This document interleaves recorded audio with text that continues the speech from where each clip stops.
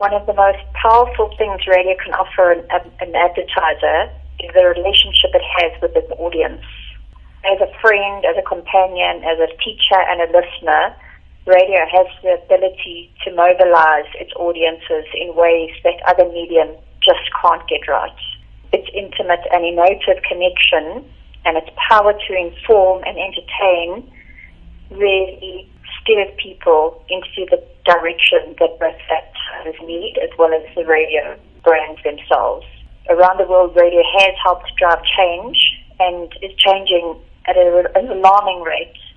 Radio is digital first, it's innovative, it's multi-channel, and it has a way to move seamlessly from on-air to off-air, whether it's through social media or its digital platforms, without the audience even realizing it.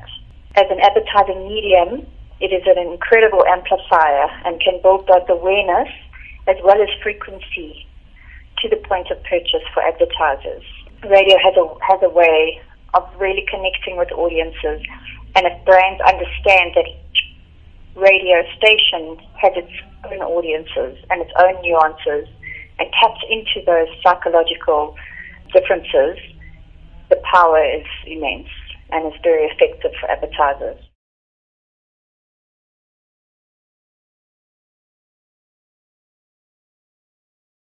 The beauty about radio is that it's obviously a very personal medium, and what goes with that is that people, obviously the relatability factor is quite high. So when the relatability factor is quite high, people do tend to respond much better. So you find that with radio, the response mechanism for, from a listener perspective, and obviously it translates from a listener perspective to an advertiser perspective, where people, if they feel that they're getting a great story from the medium of radio. So our job as radio is to try and craft the radio advertising and the campaign that makes it quite personable to a listener. If that is done successfully, we've seen the results where advertisers and clients come back to us because they say, listen, you've delivered a response. That's when you know when advertising is effective. Yes, there's the brand side of radio advertising, which is about building a brand. But I think these days clients don't want generic airtime or generic messaging only. They want to know how they interweave themselves within the radio station's content.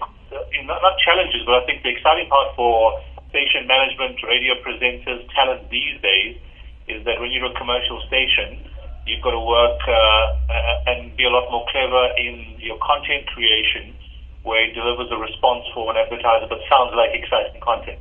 That's the beauty about radio. It's very personal, it's got high relatability, but more importantly, it delivers a response.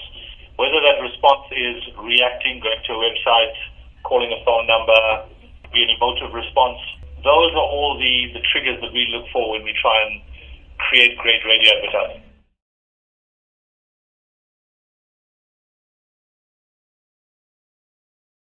Part of our commonality, the voices that you hear make the democracy. We hear the voices. It used to be we heard one side. Now we're hearing all sides, all different types, stripes and colors, and who's coming up on the various talk shows, coming up on the competition lines and everything. It's a genuine, open interaction where, if you're sitting behind your cell phone with the anonymity that it provides, the socials provide, you can blast, you can be a dick, you can say whatever you want. Whereas on the radio, we go, hold on a second, let's just get a little bit better than we actually are. I love the immediacy aspect of it, and I love the fact that I'm still staying with music, because that's been my life. But in terms of communication, dear God, this country needs open lines of communication, desperately. And radio is filling a very, very important need.